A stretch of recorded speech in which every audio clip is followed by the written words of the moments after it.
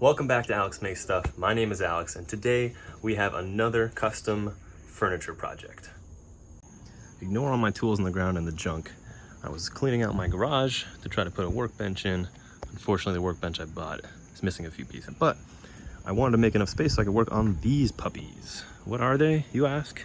Nobody asks. Well, these are my terrible drawings. This is going to be two separate windowsill long tables one of my friends wanted, and basically I got these two long walnut boards. They're about 8 feet long, 12 inches wide. I've got these DIY hairpin legs. You can get them on DIYhairpinlegs.com, and I'm basically going to be making two long tables to sit against a windowsill above a couple of radiators so that you can have some workable space, put some plants, some books, that kind of stuff. So that's what we're working on. Squirrel! Now, I wasn't sure I was going to do a video for these because I thought it was going to be a really quick project, really easy. I think it's actually going to be a lot more fun than I suspected, so here we go.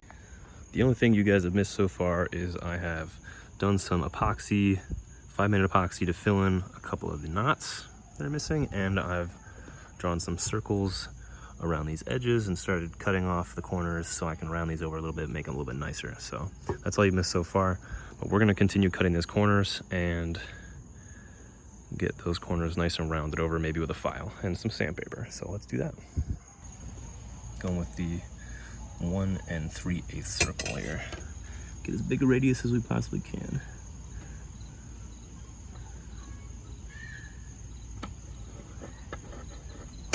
Yeah.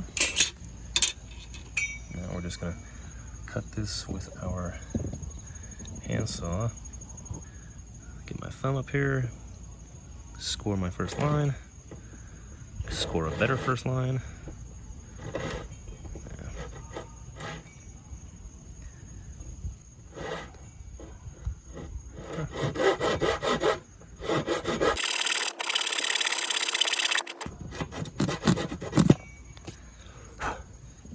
So we'll file the rest of that down, but let's do the other corners.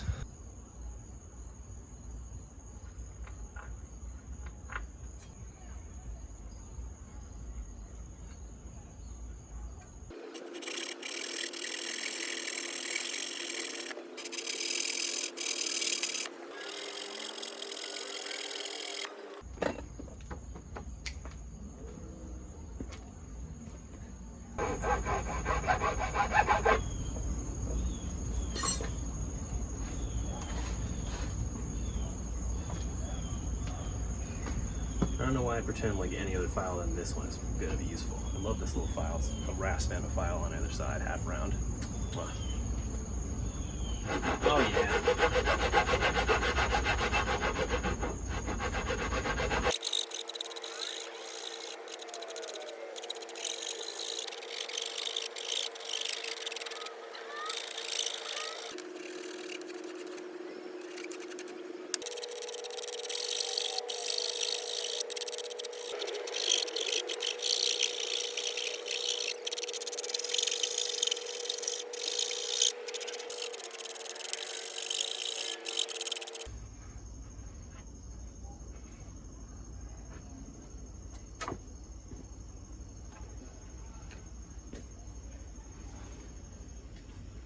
So here we are, nice and rounded, nice and smooth.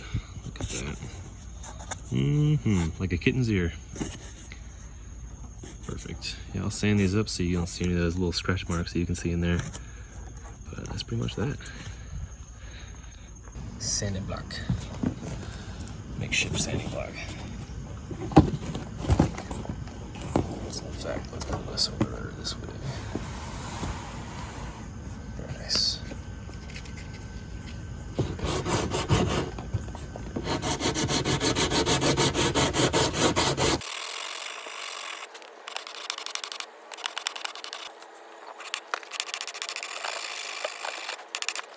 All right, so that's all the corners rounded over, nice and smooth. I mean, like really, really smooth. As smooth as porcelain. I have to wait 24 hours for that epoxy to cure. I mean, I don't have to wait, but I'm gonna wait that long, so I wanna make sure it's as cured as possible before I try sanding it. I don't wanna gum it up or anything like that, so I'll wait for that tomorrow. But yeah, and then I think what I'll do is I get these long pieces of pine here. I'm gonna stain them with this dark walnut stain so it matches the real walnut, but I need to cut those down to the correct length that I want, and I need to get a 45-degree angle cut on them, so a little bit of flare. But I'm gonna do that. I gotta set up my saw, which is currently underneath my boxer stuff. But once I get that all up in there, there she is. I can do that, so stay tuned. It's a new day. The epoxy has cured nice and hard, all spots. I'm gonna take my hand plane here. I did a little test slice right here to make sure that my hand plane was set to a nice light, to a nice level, so that I'm not gonna scratch up the wood. First thing I'm gonna do is scrape off as much of this as I can before I sand it, so that the sanding is a little bit easier, and the hand plane makes it pretty easy. So let's do that.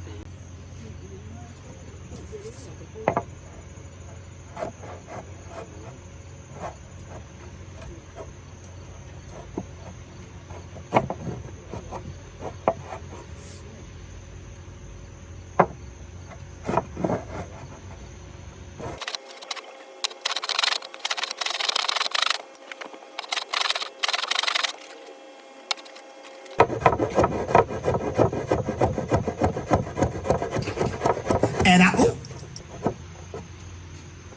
That's what I was afraid of.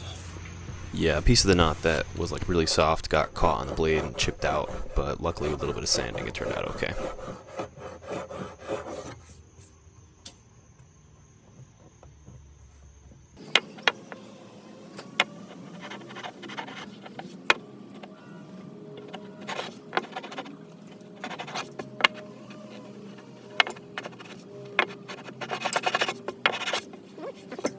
There it is. Get this puppy all shit.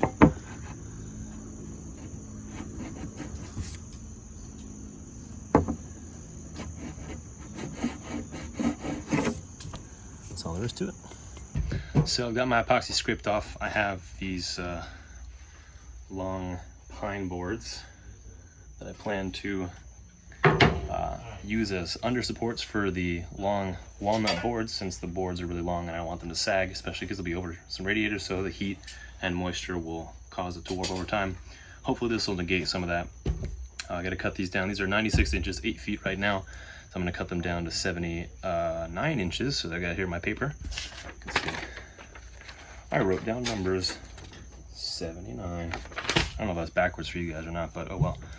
So I'm going to set up my chop saw and get that all sorted. So here we go.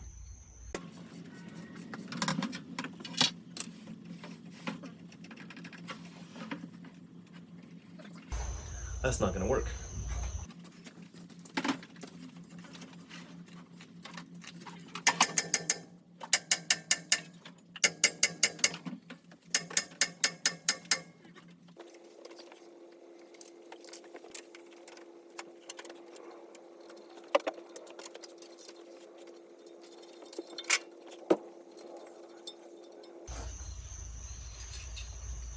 Safety first.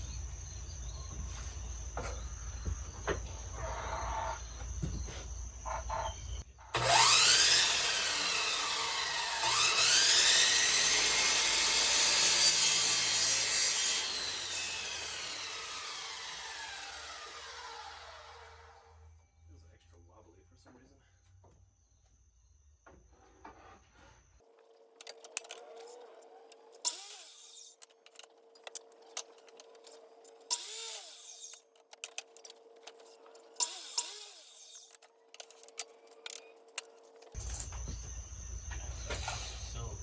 Man,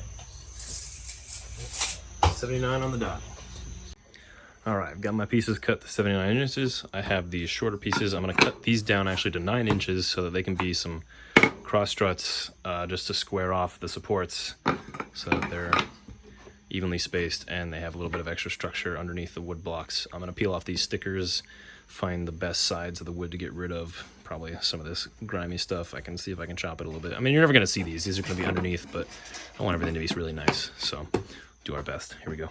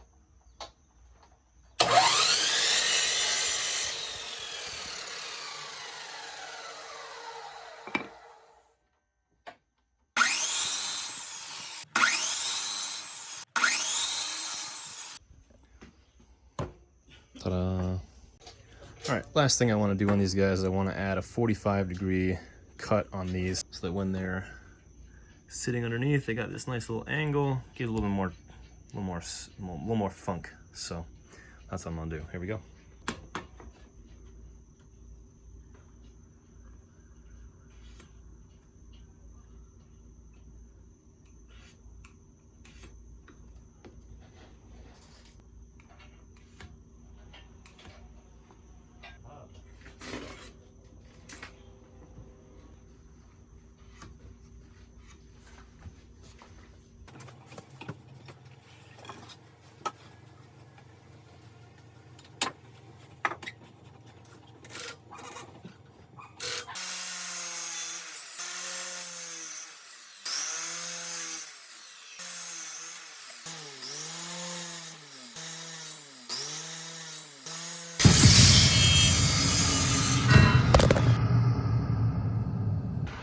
So you can see what I was going for.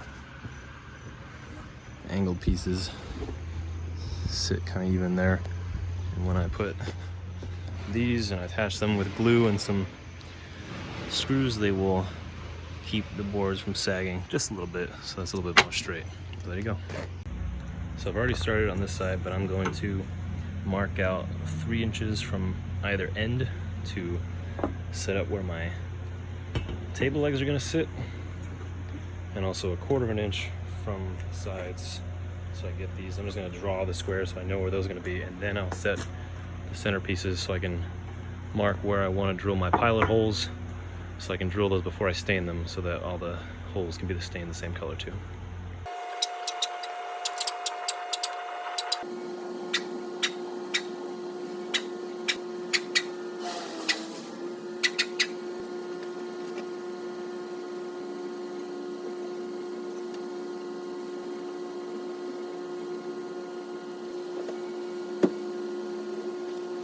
So I've done something foolish. I assumed that these were actually 12 inches wide. They're closer to 11 1/4, and assuming makes an ass out of you and me. So, but I needed 9 inches in between my 2 supports on either side so that they can fit the radiators in between, just in case, so we have a little bit of, distance in between so they won't touch the side supports and cause any issues. So I don't need to change any of my cuts, but I do need to change how far from the edges of these guys I had planned to be. I thought they were going to be 3/4 inch. They're probably going to be closer to 5/16 or something like that. So I'll get those. What I've done is I've measured out the center of these guys, and I measured out the center of these boards, and I'm going to draw some lines on the sides here so I can set these up, and then I'll draw lines where they should be touching here. So I just have it all sketched out, so when I actually go to drill my holes, everything can be lined up perfectly and I have everything set. So that's what I'm gonna do now.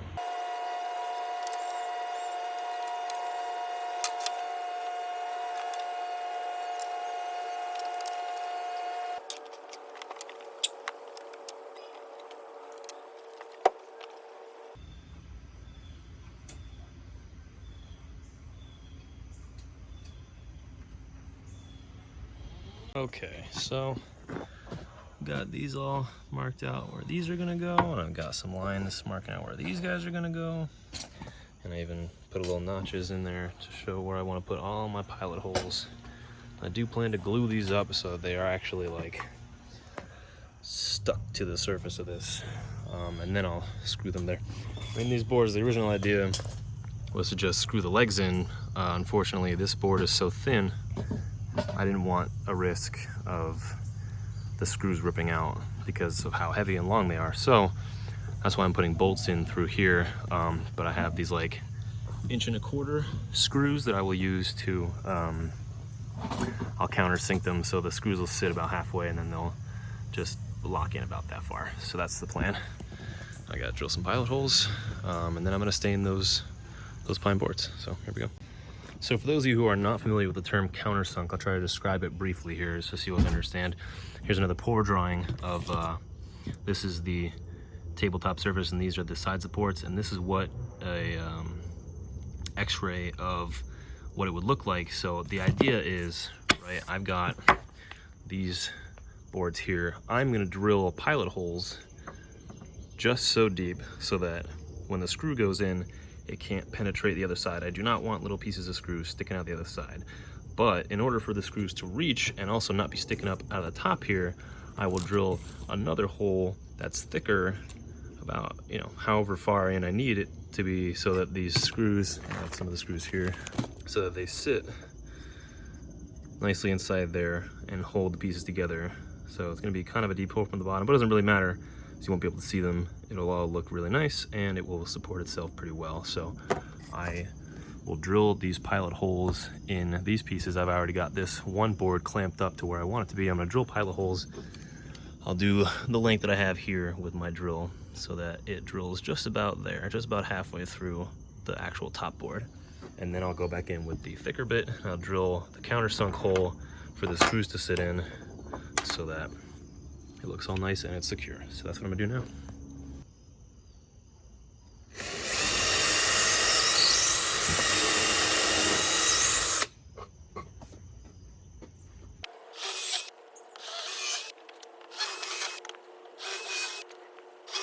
That's one side. Let's do it to 4 more.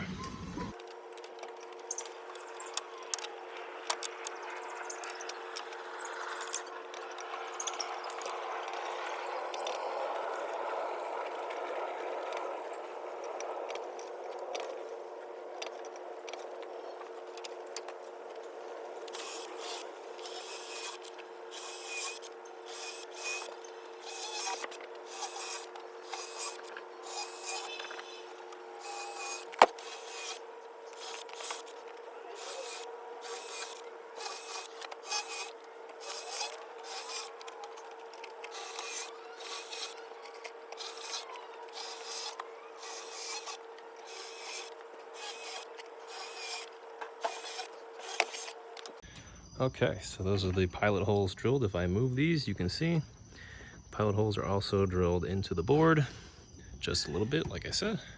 Now I'm gonna go back and change my drill bit for the wider hole and countersink them. All right, so it started drizzling right as I was about to drill the countersink holes.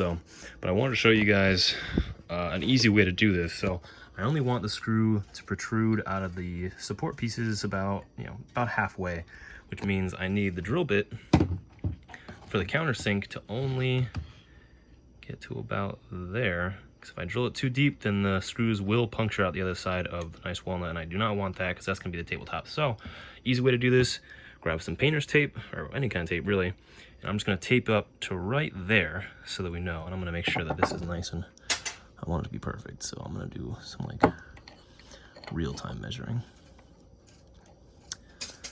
About there should be good. So I'm gonna put a piece of tape on this so that when I drill the hole, I can always stop at the tape.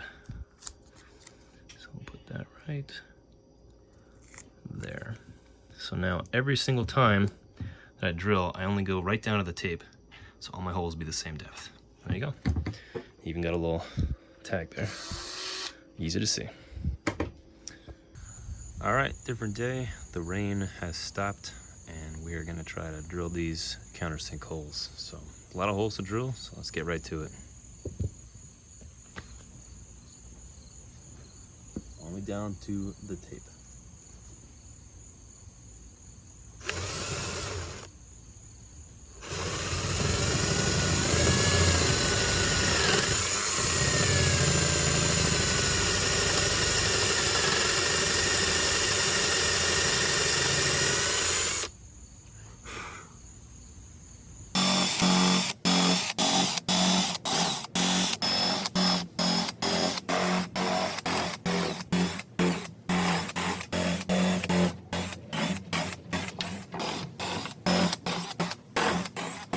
Got a screwdriver. Let's just put this in here and just do a little test here.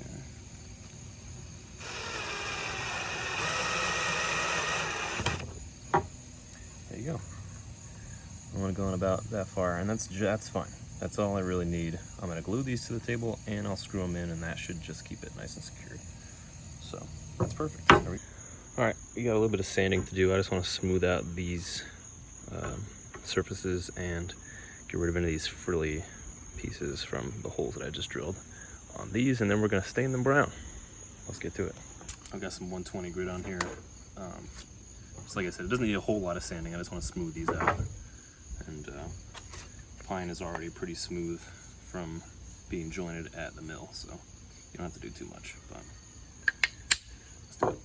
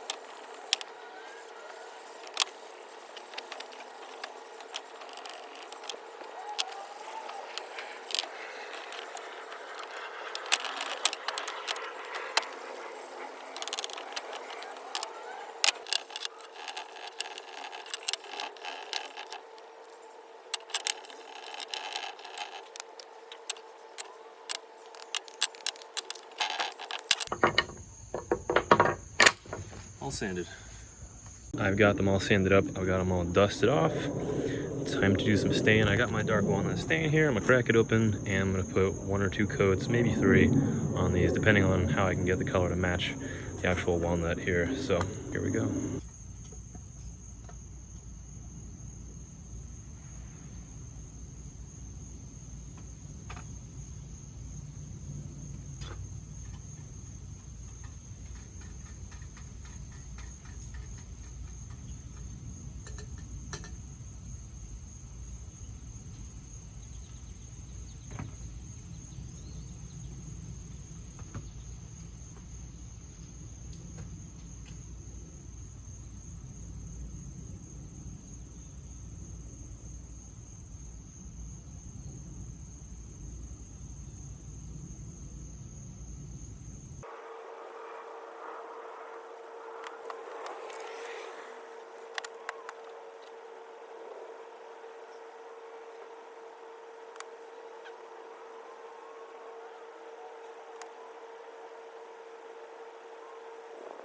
So I want to point out, what I was taught is to wipe it all with the stain and then wipe it off. I don't like to leave it on there. I think it makes it gummy and gross. So if you guys are staining anything, that's why I would recommend. That's how I've been doing it. I'm gonna keep going. I got these long ones to do.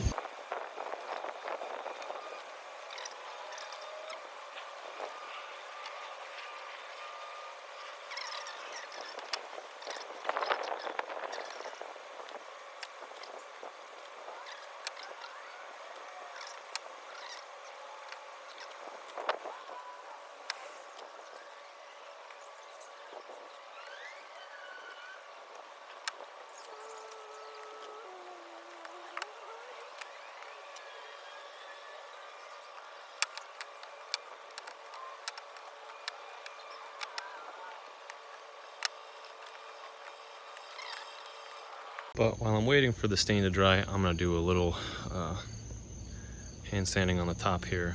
Just want to get rid of, I mean, you can see like these little marks from the joiner when they were sending the board through planer, excuse me, to plane the surfaces. So I'm just gonna sand those down and make them nice and smooth and make them look really nice. So here we go.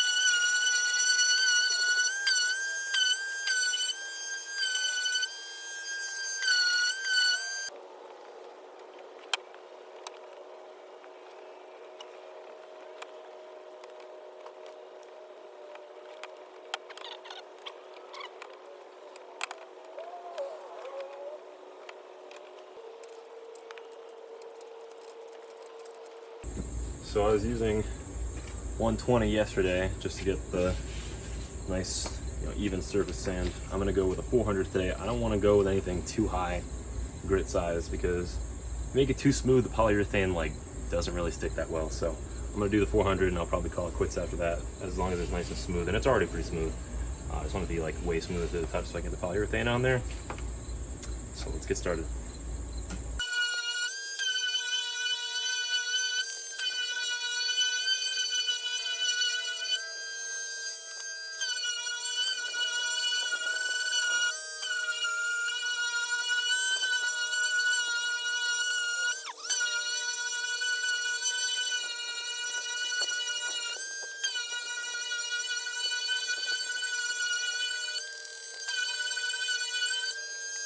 Someone came to join me to see how my work is going.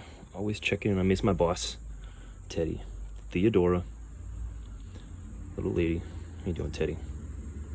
Maybe this will be the thumbnail. I'll get like 1 million more views. People love cats. Where are you going?